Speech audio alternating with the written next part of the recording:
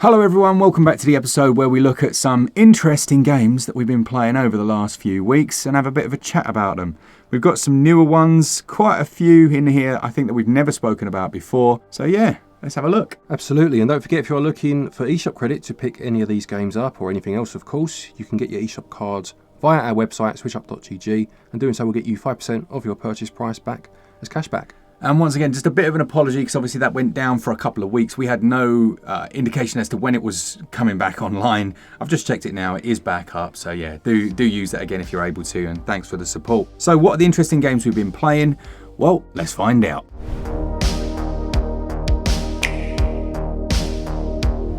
Alright, I'll kick us off then with my holiday game. Now I wanted to go back and try and 100% and do absolutely everything in Metroid Prime Remastered, because when you're doing for a performance review, you're basically just trying to rush through, get frame rates, all of that kind of stuff. But yeah, it's such a good game. Like, I really have enjoyed my time with it, and it's interesting actually to see the process through which they try to take their Metroid 2D games into a 3D environment and give you that same feeling of progression. It's decent, it's very good. You know, I did enjoy it. You've obviously played this back on its previous platform, haven't you? I did, yeah. Played it on the GameCube back in the day. I was a big Metroid fan back then, mostly because of Super Metroid, and obviously then this Prime series came out, and as much as it blew my mind on a technical level at the time, I did kind of miss the traditional Metroidvania, not that it was called that then, but Metroidvania style, as much as I grew to love these ones, you know? Absolutely. I do think they've done as good a job.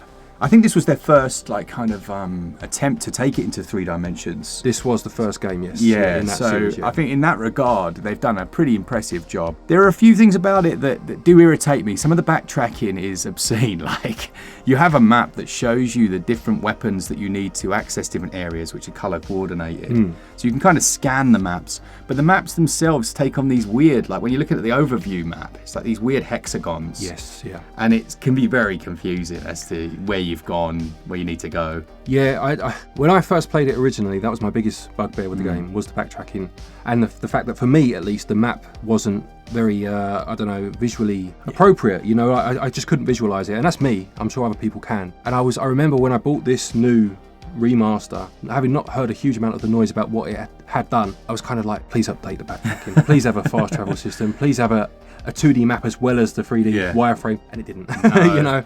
No, it's funny, isn't it? It's because you can almost see they probably thought about that, didn't they? But they're like, well, you're going to get a huge swathe of people complaining that it's not the original experience. Yeah. But I was the same. I was really hoping as I got further and further and deeper into the game. I think I got the spider ball, and you know, that opens up some more areas. But I was just hoping that they would add in. I mean, I guess the only fast travel in air quotes is where you can use the ball to get through little shortcuts and stuff like that, but it's not the same as a true fast travel. No, is it? It's not, and it would have been an easy implementation because of the nature of the storytelling. You know, you could easily have had a way to transport or teleport across regions, and yeah, for me personally it would have improved the game.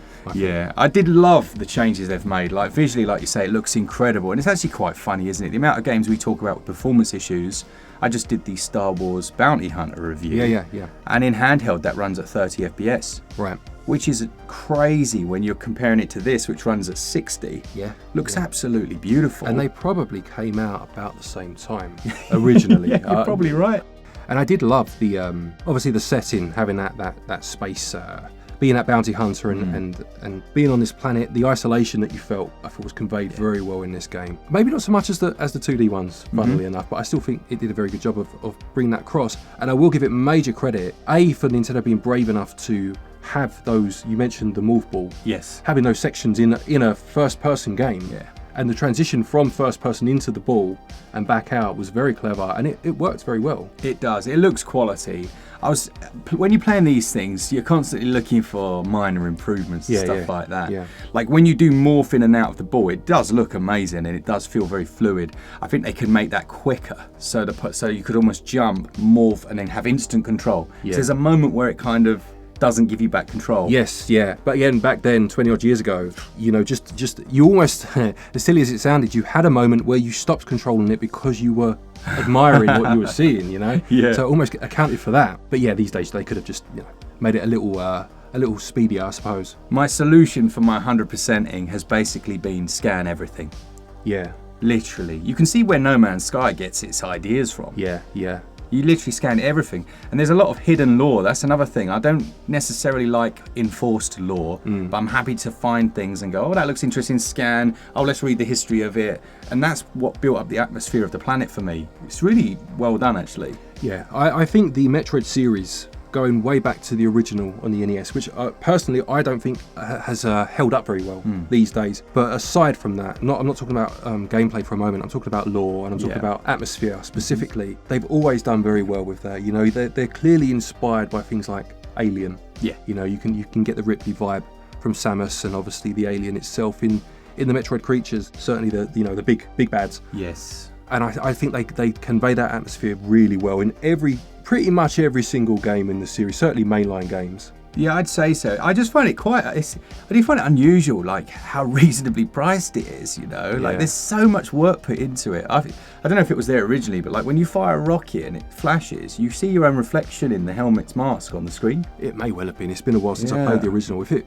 was, that's amazing. It is, isn't it? And if it wasn't, as you say, it shows how much work they put into this one, just those little nuances. But yeah, no, you're right about the pricing. And we mentioned it recently for Luigi's Mansion 2, that they kind of shoot themselves in the foot, don't they? Because they do something like this one, where you just can't believe the value you're getting. And they do something like that one, which isn't a bad game at all. You know, it's not my favourite, but it's not a bad game. But because of that pricing, your opinion on it is immediately almost soured to a degree. And it is odd they can't find consistency in their pricing. I mean, they are very consistent in their pricing. Their standard price is £50 over here and whatnot. But in terms of who they're aiming for and what they're going for, you get a £50 remaster and then a £35 remaster, with the £35 one seeming a better, not a better deal because obviously the price, but I mean the quality of it seems better, you know? I do. I think there are so many things they could definitely do in that regard. You know, obviously they've tried their tokens scheme where you can buy a couple of games and get some discounts. I don't really know how that works, but it is what it is. I do think there's some other things they could do. Like they could have some kind of loyalty scheme where if you're buying these re-releases and things back to back, you're getting quite a significant discount. You know, let's say it was 30-40%, and then that kind of only persisted if you continue to buy these I don't know how they do it. They did do something like that on the Wii U, funnily enough. But obviously the Wii U didn't sell well, so they were kind of throwing everything at the wall to see what stuck. But I remember they did something where if you bought 2 first-party games, I'm assuming it was digitally. I mean, that would make sense, but I can't remember. It might have been physically. Maybe you had to register them. But you got a free game. Wow, okay. I remember getting whatever it was. I mean, I remember I bought Monster Hunter was one of the games you could buy. It was included within the deal for whatever reason. I know it's not first party, but you could get like Mario Kart 8 for free, or you could get Super Mario Brothers U or whatever it was called. You know, there was some big hitters on there you could get for free, you know, as a code. But they don't need to do that this time. No. They don't need to. That's the difference, isn't it? That is the difference. Segue. Reminds me of McDonald's. Okay. We ate out at McDonald's, right? Yeah. On holiday, as you do when you're in Spain. Yeah. And it was like 30 quid, right? Ludicrous. Way too expensive. But they've started to do all these like weird little deals and stuff. That's what reminded me of it. Right, like, that's what you need to do. If you're going to keep hiking your prices, like prices have gone mental, you have to get people back in with something that, you know, that saves them some bucks. Yeah. I mean, necessity is the mother of invention, isn't it? Indeed. And with the Wii U, it was necessary. And whilst I do feel that Nintendo as a company are always on the front foot in terms of trying to innovate. Yeah. In terms of, well, I mean, the Switch itself being that hybrid system, when it comes to the pricing of games and how they sell their games, not so much. No, and I know someone in the comments is going to say, oh, when I bought N64 games, they were 55 quid. And I remember, you know, but yeah, come on. Digital games didn't exist then. Exactly. It was different. It was just different. You know, you could say the same for the NES, the Super Nintendo, you can go back as far as you want. Things have changed. They've changed. And if you want to continuously succeed, you need to change with them. That's the last word on that section. What game have you been playing? Oh, actually, I've been playing one that I know you've played. I'm pretty sure you reviewed a while ago now. Return to the Obra Dinn. Oh, such a good game. I've wanted this game for ages, and but I wanted it physically. Yeah. And I finally picked it up. So limited run games did the run. So obviously it's I'm assuming way out of print by now. But I did manage to pick it up, you know, through other sources, obviously not through the company themselves, for a decent price that I was happy with, very happy with in fact. And it's great. Really enjoying it. Been playing it with the wife as one of our kind of, you know, we like to play single player games but together. I think some of our best co-op games have been games that aren't actually co-op games. Yeah. And it was funny because it starts up, so I should give some context I suppose. The Obra Dinn mysteriously disappeared Yeah. on a voyage and was presumed lost, crew dead, etc., etc. It's the East India Trading Company, wasn't Yes, yeah. So the East India Trading Company employ you because the Obra Dinn mysteriously turns up it? Yeah. years later, and you need to go for insurance purposes to investigate what's happened. Yeah, with no crew, right? With no crew, obviously you board the vessel, if that's the right word. I'm not very nautically minded, but we'll go with it. Sounds great. Yeah, and you start finding remains and skeletons of the crew long since dead, and you have a watch, isn't it, almost, or like a compass. Yep. That you need to use to see what happened in that brief moment, how that person died. And it's done kind of similarly to some of the Batman games, where it sets up like the crime scene almost, and you watch how it played out, and then you need to basically identify each crew member. So obviously you've got a crew list. Yes. And you need to identify who was who and how they died by picking out key moments in either what you're seeing or what they're saying, using those clues to identify everyone. And it's actually quite tricky, isn't it? It really is. It's very tricky. But what I was going to say before I realised I should explain the game is that, when you play a game with, your other half, and if they're not as into games as you, you almost feel like you have a moment. It's like a film, like you want to show someone a film you really enjoy. Yeah. And you have a 10-minute window where the game or the film has to do something good to get them invested, or yes. you're done. Like, they're going to say, this is crap. Yeah. And you board the ship, and it was quite awkward to start with. I couldn't, like me personally, because you're talking to someone in a little rowboat, and I was like, am I meant to pick this case up? What are the controls? Nothing's happening. Yeah. Oh, I need to go up onto the big ship. And it wasn't controlling very well. It was looking very clunky. It has that very distinct art style of black and white. And I'm looking at her like, any minute now, she's going to say, what's the point in this game? Like, what are we doing? And then I've lost her. But thankfully, then you find a skeleton. Yeah. And then it gets going. She's in. Yeah. She's invested. It was Professor Plum at the stern with the ballast. Well, I haven't got that far yet, so you've just spoiled it. But yeah, no, but it's good. We've solved because you as I say, you identify who you believe it is and how they died, and it does get very dark, doesn't it? It's a bit. From what I've seen, it feels a little perhaps Lovecraftian. I don't know yet, but there's 60 people to identify, and we've correctly identified 30. So halfway through the game, because it does it in threes. Like every time you get 3 correct, not that you'll know it, the game will stop and say, well done. Oh, nice. You've correctly identified 3 people, and then it kind of slots them in, and then you go again. So we've done 30 out of the 60 so far. It's really good. There's something in this game that I think sets it apart, is the soundtrack. It has this weird, almost like marching, and it's very imposing. Very well done. I love the sound. Yeah, I do feel at times it has 2 moments. It has that ominous feel to it. The ominous part. Which I did feel, I agree with you, definitely worked very well. And then it has these quite chipper moments that feel like sea shanties, which do make sense. But a bit odds. But are a bit at odds at what you're watching. Yeah. And it was a strange juxtaposition, which, I don't know, didn't quite mesh for me. But I could understand it, because it's almost like, you're on this ship with the old, the jolly shanties being sung whilst everyone's dead. Yeah. And it was, But it can be unnerving, can't it? It is quite unnerving because of the juxtaposition. But at the same time, it was kind of pulling me out a little bit. Okay. But very good game. If you can pick it up, physically will be a job these days. But digitally, if it's your only option, very good game. Okay, one game that I've played a little of, not a huge amount, but a little, enough to kind of get my teeth into it, so to speak, is Deliver Us the Moon. Yeah. This is quite an interesting one. I really like the premise. Now, it is a premise actually that we've kind of seen before, that humanity has not treated the earth very well. Things like growing crops aren't what they once were, and then you're heading out because the moon has become this energy source. Okay, yeah. They've found a way of harvesting energy and then sending it wirelessly back to earth. But then all of a sudden, the power's gone out basically on the moon, and that has then caused absolute carnage on Earth. Right. Because they were moving more and more to relying fully on the moon for their energy. I see. Yeah. So then they send a U out. It's like gathering up the last of their resources, making a vessel, off you pop, off you go. And I love space, I always talk about it.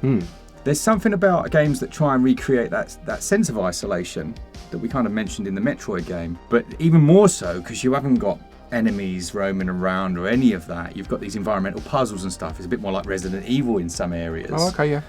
But again, without monsters that you're fighting to initially, at least. And in the hour or two I've spent, I just like the pacing of it. I like the feeling of it. It does have that Euro jank that I've spoken about before, you know, the movement, you'll see it. It looks a bit clunky, but I like the physics-based puzzles, using lighting very well, you know, like that becomes an important factor to the gameplay.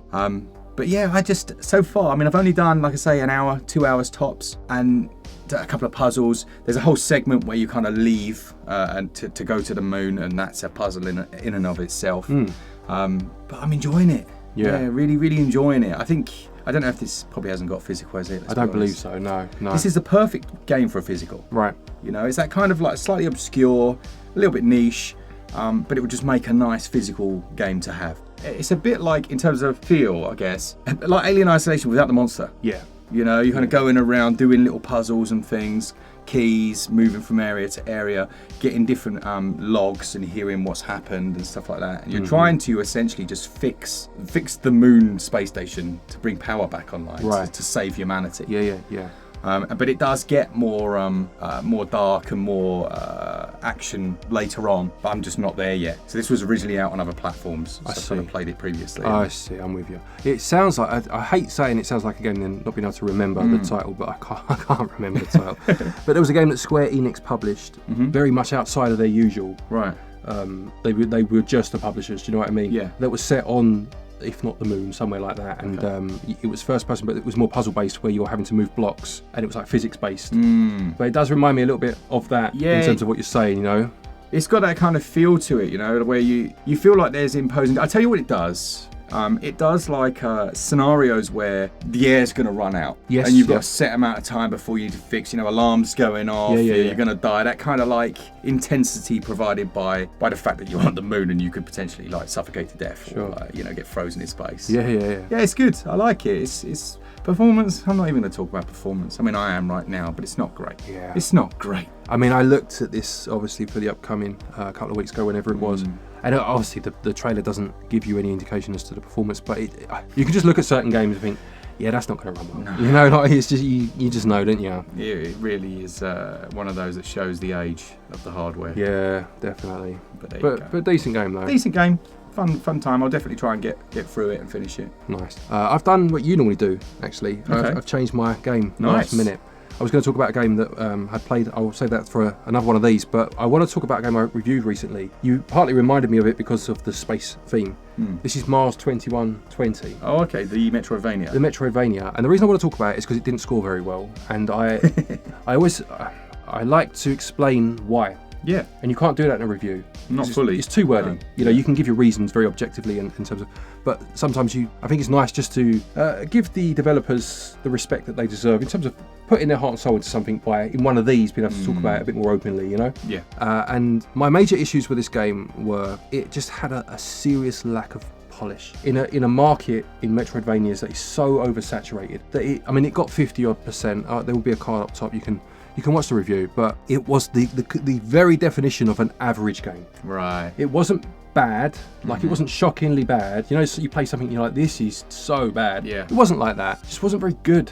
It was bang in the middle, 50-odd% game, you know? I do. You need to, in this genre, like you say, we've just had Bow, Path of the Teal Lotus. Yeah. You know, that goes above and beyond in certain areas, but again, you know, not into the upper echelons. Yeah. We're just talking about Metroid.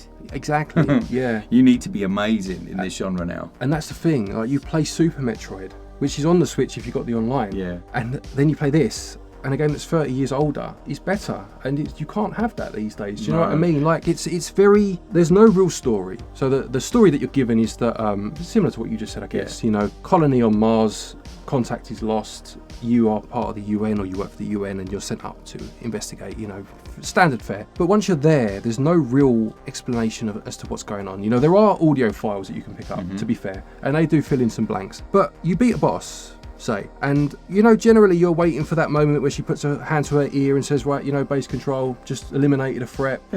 You know, we're scanning the area now, you might want to try this place, even if it's done through text. Yeah. Something. Or you log into the computer that was just behind the boss, you know, conveniently behind the boss, and it tells you something. The computer gives you something. It doesn't. It literally, beat boss, maps flashes up, and it just goes, right, bing, bing, bing, go here. Like, no story, no real setup for why. It just magically now knows where you need to go. Yeah, that's and a shame. All that illusion is lost. you know, there's no immersion in it at all. And then you're coupling that with visuals that aren't great. And it's funny again because I gave them 8 out of 20. And then I'm making my review and I'm putting the footage, matching the footage to my word. And I'm looking at the footage thinking, it doesn't look that bad. But when you're playing it, it does. And again, it's hard sometimes to get that across. You know, like whenever it shows a close-up of the character, which isn't often to be fair, you know, it has that the hair's very, like it's got that funny white sheen to it where it's not been rendered properly. Assets are loading in late, load times, oh my word. Like you go to a save capsule, and not always, but sometimes it has a load point when you're saving it, and then you come out and then you leave the room and then it loads again, and then you to the next area and it loads again. It's like, can I just play for 10 minutes without being interrupted by a load screen, you know? Yeah, see, I see this as one of the biggest areas where new hardware is going to make a big difference, because it's things like memory bandwidth, which on the Switch is just bad, like, it's just low. Thankfully, Capcom basically forced Nintendo to do the 4 gigs and stuff like that. They're looking at like 12 gigs for the next Switch. Like, that would be amazing. And the speed of which they go for, I think the gap between generations and consoles is going to be so much smaller than we've ever seen it. Obviously, Nintendo's historically been so low. And I'm sorry not to talk about the thing that you were talking about, but it's kind of along the same lines. But I think you're right with the Metroidvanias. Like, they have to stand out now. There's so many. They're dime a dozen. They are. It's a shame because the best parts of the game are the gameplay and the controls. And ultimately, that's what you want. But the overall package it can't compete with other games that are competitively priced alongside it. It's a shame, and I just wanted to take this slot in this video to just give a bit more, you know? Absolutely. While you were talking about Metroid and other bits and bobs, I do think, and this is a bit of a segue again, the 2D HD style that we talk about and we see a lot, and we say we don't want to see overuse, etc. I do think a Metroid game, a 2D Metroid game, a 2D HD Metroid game would look amazing. It would look amazing. And I do, obviously, you know, if it's a small dev team, pixel art, not necessarily what you're talking about because that's a bit higher budget, but pixel art it works so well in this context. Or hand-drawn, looks lovely as well. But that kind of 3D sprites on a 2D plane isn't great. And I will give the game credit, and at times it's quite dynamic in its camera. As you move along, it will pan and zoom, and it looks like you know, at times it's almost isometric. You'll run towards the camera and then around and things like that. It just doesn't pull it all off, you know, and it's a shame. It's a shame, but I just thought it would be fair to just say a bit more, you know? Definitely. Okay, my last game then is a brand new release that just shadow dropped. Well, I say a brand new release, it's just come out on Switch, it's been out previously. It is the Piece Odyssey massive RPG. Okay. So this takes basically the One Piece to... Have you watched One Piece? No, all I know of it is that he has a red jacket and a straw hat. I don't know. They're the Straw Hat Pirates. Right. There's a live action that you can watch on Netflix. Your kids will like it. It's good fun. But otherwise, you've got 1,000 episodes to scroll through. Fair enough. But it's decent. So it feels like they looked at something like Dragon Quest XI's and said, hey, let's go for that style. In terms of gameplay, you've got a JRPG. Okay, Through and through. That's not what I was expecting, I must say. Yeah. Okay. So it's not using that action combat that we see so often in these games. You've got turn-based combat. Again, I'm always looking in a sea of this genre for something that differentiates it. The combat does some interesting things. So you've got your team, your different people that you can select, and they'll be engaged in different battles. So you'll fight some monsters, and you'll have 3 over here fighting this guy, and you'll have like 2 over here. And different moves that they have different ranges. So these might only have like a close range move. You might be able to do a long range move to go help that matey boy out. And you can switch people in whenever you want. So if you've got someone and you want to switch someone else in at any point, you can do that. I thought it was interesting that they didn't tie any consequence to that. Because it meant that I could bring my more powerful person in without any consequence and then do damage whenever I wanted. Once they've moved, they can't then move again. I guess maybe that's the consequence. Okay, so that's the... for that overall turn. And then monsters have different speeds. So it uses a bit of a rock, paper, scissors system, but that you can see their whether they're carrying rock, paper or scissors. And then choose what you're going to use. I see. You know what I mean? Yeah, I do. So you can see they've got their rock and you get your paper man ready. The moves, obviously, if you've watched One Piece, are brilliant. So you've got like your bazooka, you've got, I think it's like Gatling fist, something like that. All the moves that you would know from the series, amazing, really well done. I'm really, from the combat side, for a JRPG, you know, having played Dragon Quest XI's, and I'd say that's probably like up there. For sure, It's very good, really nice combat. That slight tweak on the formula works well. It's quick as well. I can press a trigger and double the speed. Nice. You know, and just blast through it. It's quick to get in and out of. You haven't got to wait for ages. Really nice. It's set on an island. It's a unique story. So this is where I was so happy and then so annoyed. So like I say, One Piece runs on 1,000 episodes. Yeah. Give or take, which is a heck of a lot. No one's ever going to, well, maybe I'm sure the hardcore fans will know everything. But you start on this island, unique story, great, you're shipwrecked. It's like all of your powers get taken by this young girl who's defended the island from pirates, right? She has the ability to touch everyone and remove their powers, as you do. And their powers become these weird little cubes. Anyway, she realises you're not too shabby and goes, all right, go get your cubes back. I'll help you out. Get your powers back. So you go get your cubes. Like, you start off at like level 40 and then you go back to level 1. Obviously, that's the setup, isn't it? So you're not overpowered. That old classic. Yeah. So you go get your cubes, and I'm like, this is great because it feels like Ys 8 where you're on an island. Yeah. You know, and there's actually quite a lot of platforming. He can like use his arms to grab up to ledges. Really nice. Like lots of secrets. Happy days. And then you get the cubes, get them, you take them back, and they're like, oh, we can't access these cubes. So, oh well, yeah, these cubes. Oh, these are your old memories.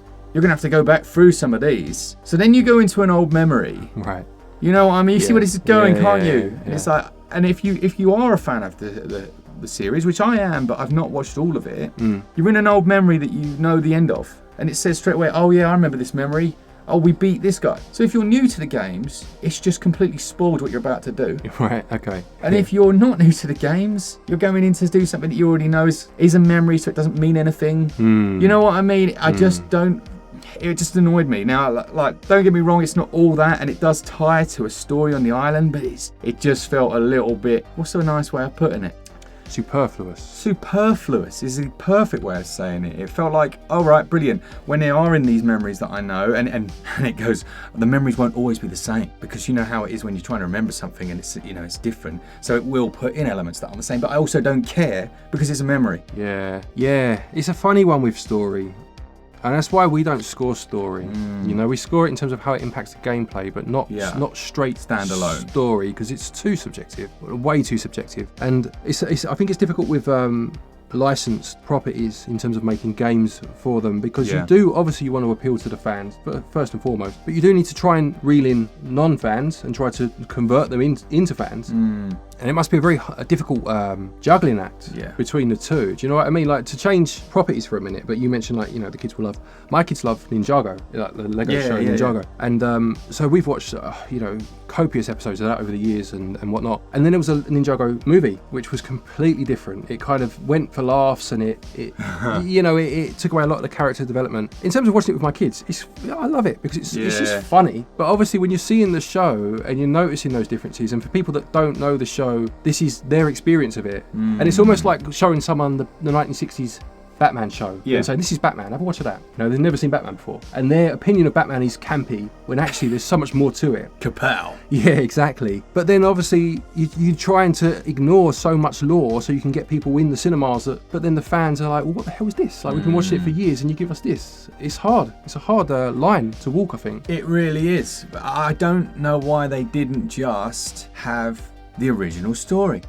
Everyone's happy with an original story. Sure, you can like refer back to certain things from time to time, like happy days, but to make you kind of, the way they make you relive it, I don't know. It instantly made me go from like, this is awesome to, right, okay. How many of these am I going to do, and how many of the stories am I going to know, and am I going to care when I know it already?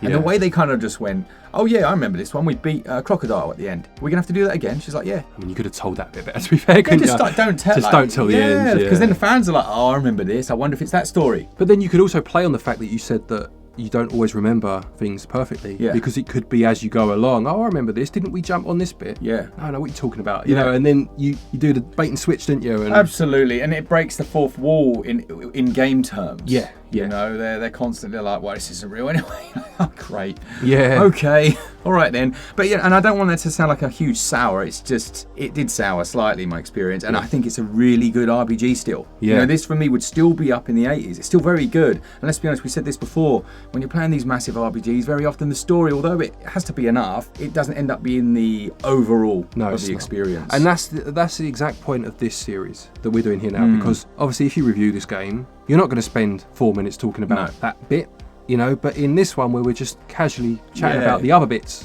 it makes sense. Definitely. You know, but yeah, or if you do review it, we'll look forward to seeing the the full story on it. My final one is one now I'm going to talk about, but I'm going to disclaim now. I don't know everything about what I'm about to talk about, so there may be some bits in here that I get wrong, but just just bear with me on this. Now the game is DoDonPachi that I did mention in the last one of these. I was waiting for it. I'd ordered it and I was waiting for it. It's a shoot 'em up from Cave. Nice. Cave are a company that created many beloved shoot 'em ups back in the late 90s, I guess, early 2000s. Yep. And this is it's called DoDonPachi Blissful Death, I think is the English title. I think it's called Reincarnation. Right. I think it was based on the Japanese game that's called Dai Ujo, or again, something that sounds similar to that. But there are a few of these games and it is a bit confusing for me, Yeah. But I love shoot 'em ups. I'm not very good at them, but I do love them, and I don't know a lot about them, and I'm trying to learn more about them, which is why I tried this game out. But what I wanted to do was I wanted to try and really try to be quite good at a shoot 'em up. So this is a bullet hell shoot, which is not my thing at all. I'm normally for like horizontal, non-bullet hell shooters. This is a vertical bullet hell shooter, and I played it through. It's got like a super easy mode that you can use. You can play as, and I did play that. It's got 5 levels, and I did complete that one, the super easy one. Yeah, exactly. That would have been embarrassing otherwise. But I was playing it to learn the bullet patterns. Yeah. Not for anything else. I wasn't using your specials and stuff. It wasn't about that, But the biggest part of this for me was trying to get my head around, and maybe you can empathise with this as someone that doesn't play many shooters either, that you have to ignore the fact that you are a spaceship and just consider yourself almost like a pixel because of the hitboxes. Right. Do you know what I mean? Like, you're not as big as you think you are because you're looking at this spaceship. Not all of that target counts when you get hit by a bullet. Right. It's your little hitbox. Your hitbox will. That's weird. Yeah. So it will vary from game to game. Yeah. And these absolute Jedis that play these games, they know the hitbox. They know how big they are, and they can shave, like bullets. Yeah. And some games play on that. Doing that bullet shaving powers you up.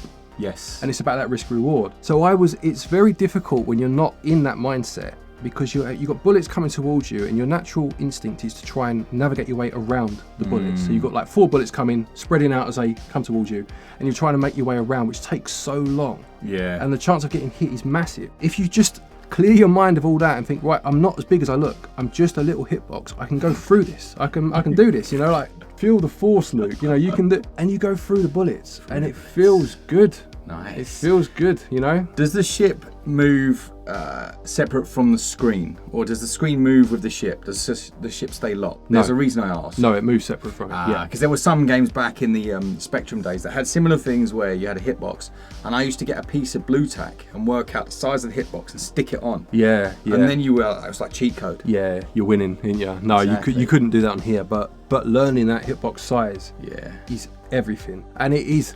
And I still do it, I'll go through one bit and then immediately going back to my old ways and trying to go round bullets and getting killed, But I like the idea of playing something not for the initial aim of completing it, but just to try and get better at it. We talk about perfectionism. I was literally just going to say that. That's my mindset for this game for a minute. I'm not nice. going to achieve it, but I just like the idea of playing something solely with the aim of getting better at it. Yeah. And it does change how you play it, and it does change your enjoyment of it. Definitely. Yeah, definitely. All hard games, I think, have that element about them. You want to get to the level where the hard is easy. Well, not easy, but like you just... second nature. You are just walking through it. Yeah, exactly. It feels, like bullets it's bullet time, grazing, exactly. Like the Matrix, and everyone's like, wow, how's he doing that? And in your mind, you're just slow-mo. And it does feel like that when you start to get your head around it. But I love shoot 'em ups because of that reason, because it feels like a private members club. And I don't mean that against people that love shoot 'em ups. I don't mean they're arrogant or anything like that. But just in terms of, it feels unobtainable. Like you can't be part of this club. Maybe you can. Maybe you can. Maybe you can. Maybe not. We'll see from Turn footage. up and they'll be like, it's private night tonight, chaps. On your way. You need to play one level on normal difficulty for the footage. I have done it without. Well, no, okay. I've got to the boss of that level without dying, and I think that's not bad. Good. But then the boss just destroys me, So that it's always the boss. Well, there's your challenge. It's progress. It's progress. Is progress. Lovely. So there's 6 very interesting games in my opinion, but obviously I'm a bit biased. Let us know yours down in the comments. As always, do save yourself some money in your eShop credit. And as I said at the start, thanks for supporting us on that. We had a bit of downtime on the website, but it is back up live now. SwitchUp.gg. You'll get 5% in cashback straight away. Yeah, and do feel free to put any recommendations of shoot 'em ups to play or how to be good at shoot 'em ups in the comment section. I'd be very interested to read them. That would be good. Thank you to our patrons and our channel members for your continued support, and to each and every one of you for watching our videos. Take care, and until next time, happy gaming.